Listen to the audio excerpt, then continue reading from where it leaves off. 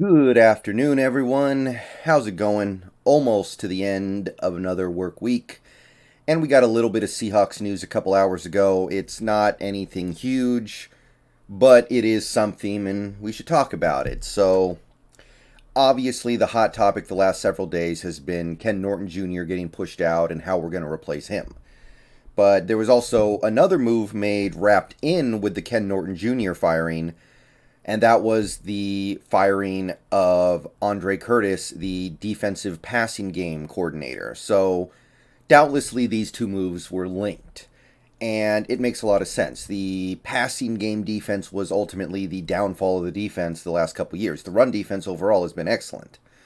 So, Andre Curtis gets pushed out, and now you got to bring in somebody else. And in some circumstances, you would probably say, well, we got to hire a defensive coordinator first, and then we have to let the defensive coordinator bring in his guy to be the passing game coordinator. But since Carroll's kind of our defensive coordinator anyway, it doesn't necessarily have to happen that way. In fact, there's been some talk that we're not even going to have a defensive coordinator, and we're going to have one guy be the passing game defensive coordinator and the other guy be the running game defensive coordinator, and then Carroll basically rules over both of them, and in that scenario would even be the play caller. So don't rule that out. That would be, I mean, I have mixed feelings about that scenario, but we'll talk about that more later on. But I want to focus on the report that we got a couple hours ago. One of the potential candidates to be the defensive back coach in Seattle now. I know that title sounds a little bit different than passing game coordinator, but he would probably fill a similar role to what Curtis was doing. Is current Jaguars special teams coordinator Nick Sorensen. And he's a guy who had been part of the Seahawks coaching staff for quite some time. And we could bring him back under, this would be effectively a promotion. Previously, he had been the secondary nickel coach for the Seahawks, so it was specialized, but he has worked as a coach for the defensive secondary in Seattle before.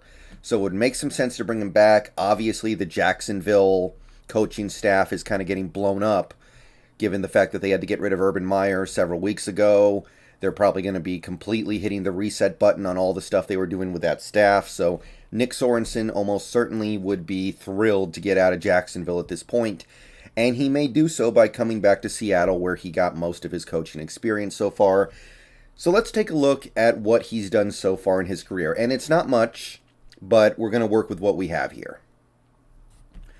Okay, so Nick Sorensen was a player in the NFL for about 10 years. He didn't do a whole lot as a player. He was a special teamer. He was a practice squatter at one point.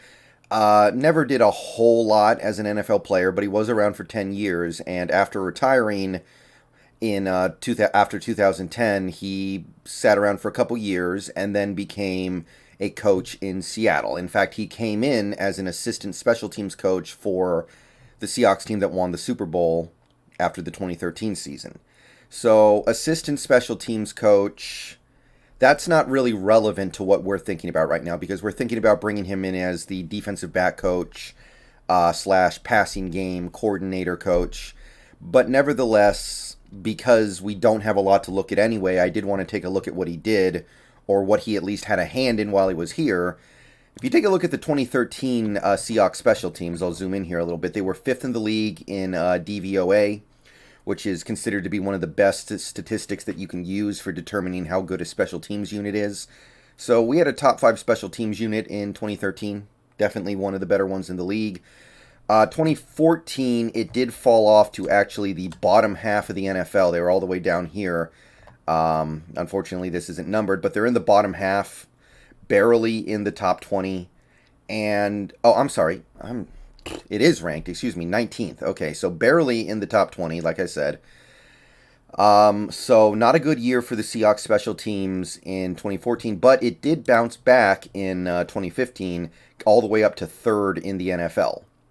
So that was the area of the team that Sorensen was touching for those 3 years, and overall it went very well. We had 2 years of a top 5 special teams unit, and then you had that 1 year where they were a little below average. So whatever credit you can give to him for that, you can certainly do that. At that point, Nick Sorensen got a little bit of a promotion to the assistant defensive back coach in 2016 for 1 year. And 2016, the team won the division. They made the playoffs. They won 10 games. They won a playoff game. And their defense was ranked third in the league. And by the way, if Earl Thomas did not break his leg at the end of the season, they almost certainly would have been number one again. Overall, their passing defense was pretty good. 8th in yards allowed, 15th in yards per attempt allowed. So pretty good. This was definitely the first year where the crack started to show, mostly because Earl Thomas did not get to play the full season. If Earl played all 16 games, I think it would have been a number one defense once again. This was the last great Sherman year. This was the last, not even a full season, but close to full season for Cam Chancellor before he had his career-ending injury.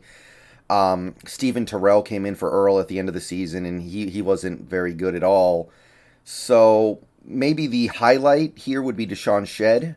He played a full season as a starter on the right side of the defense, and he actually played fairly well.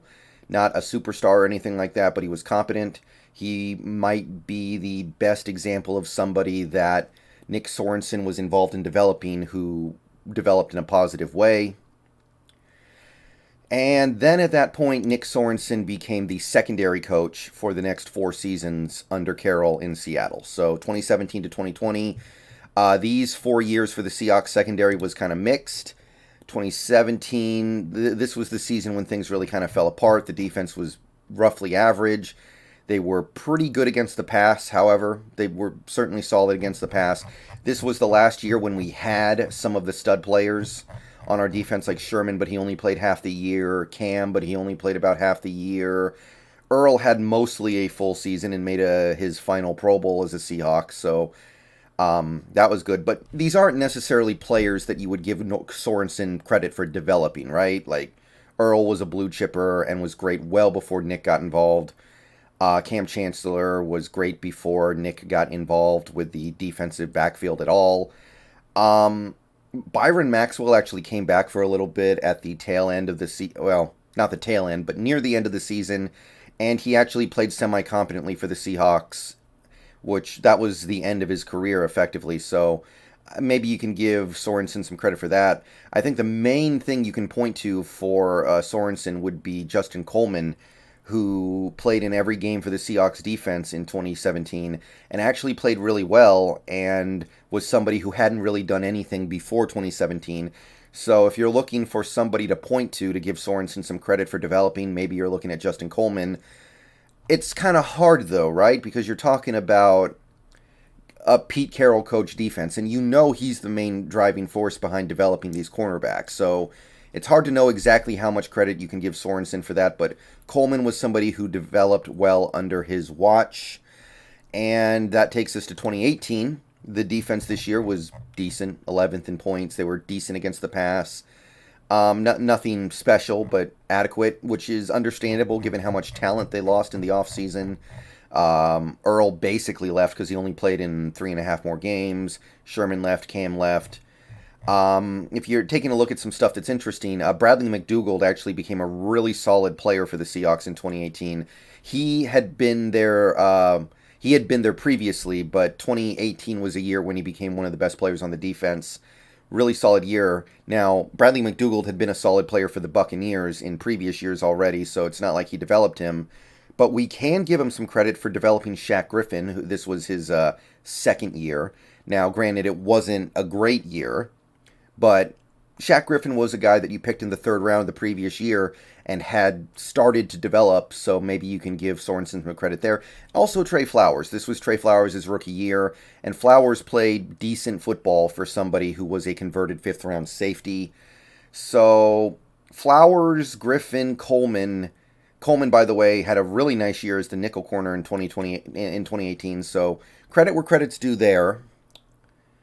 Tederick Thompson was an example of a player we failed to develop in that secondary, however. That really did not work. He did not play very well at all, and he never really turned into anything, so that's kind of a mark against Sorensen, if anything.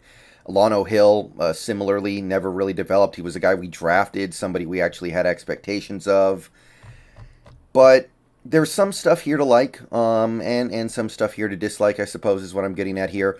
2019, Shaq improved significantly. He made the Pro Bowl this year. He didn't have any interceptions, but he did have a nice year in coverage for a defense with very little to speak of in terms of a pass rush.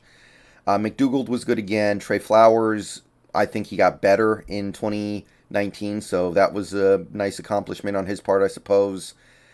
Um, it was a pretty decent secondary. We traded for Quandre Diggs midseason, and Diggs, in my opinion anyway, was a better player here immediately than he ever was in Detroit. I know he was good in Detroit, but he was better here than he was previously. And most of the credit for that probably goes to Carroll because this is what Carroll does. But at the same time, Quandre, that's a feather in Sorensen's cap all the same. Hugo Amadi was a rookie this year. He didn't play that much on defense, but he was a guy who over the next year would develop into somebody who I really liked. Now, granted, in 2021, we've gotten to the point where I'm not really high on Hugo at all, but the initial progression of Hugo Amadi from his rookie year to his second year was something that I was kind of high on. And that's about it for 2019. That's about all I can say. 2020, look, we didn't build the pass rush right, obviously, right? We know that. That was the main problem. But this pass defense in 2020 was pretty atrocious, especially early. And this secondary was stacked with guys that we thought would be able to carry. Dunbar getting injured was unlucky. We know that. But at the end of the day, this secondary in 2020 had Jamal Adams, Quandre Diggs, it had Shaq Griffin, Quentin Dunbar, Marquise Blair, Hugo Amadi. These were guys that we were high on. These were guys that we had invested into. If you even want to throw Ryan Neal in there, which, I mean, Ryan Neal's not really a guy you have invested into, but he's a guy that the organization kind of liked, then you have to look at that and then turn around, look at the results and say, wow, this really did not go according to plan at all. And maybe that's why Sorensen left at that point. But again, the problems with this defensive, this passing game defense is, to me, deeper than just saying the secondary was bad. Shaq didn't develop the way we wanted to, granted, but I will always associate this year with the inability to rush the quarterback before the Dunlap trade. And then Sorensen went over to Jacksonville to be a special teams coach for one of the worst special teams units in the league. 31st, terrible special teams unit. But hey, that's not what we're bringing him to do. So, whatever. That's really it for Nick Sorensen. There isn't a whole lot to point to other than the fact that he is a Carroll guy, which, I mean, it's not my favorite, right? Like, Nick Sorensen is basically a Pete Carroll guy. He's not an in-house promotion, but he may as well be because he's been with the Seahawks every year of his coaching career except for the most recent one. He's somebody who has been completely groomed under Carroll. Now, granted, ultimately, this doesn't matter that much if you do bring in an Ed Donatel. Ed Donatel is not coming here just to be Carroll's punk, so I think that if you do that and then you bring in Sorensen, it's fine. Sorensen is a guy who has had some success as a defensive back coach here in Seattle, some positive indicators. It was a tough act to follow, right? You're following the act of Sherman and Cam and Earl and even Byron Maxwell was really good for a little bit there, and Browner made a Pro Bowl, and it was, you're not going to stack up to that. Of course, the resume is a little thinner. But it was a mixed bag with Sorensen, I would say. And at the end of the day, I would be fine with this if you're bringing in a defensive coordinator from the outside like Donatel or even Desai. So that's really all I can say about this. It seems like it's fine, but not a tremendous resume at all, and definitely somebody who would be under Carroll's thumb. But that doesn't necessarily have to matter, and it doesn't necessarily have to be a bad thing. All right, see you guys later. Peace out. Go Hawks. Let me know what you think down below.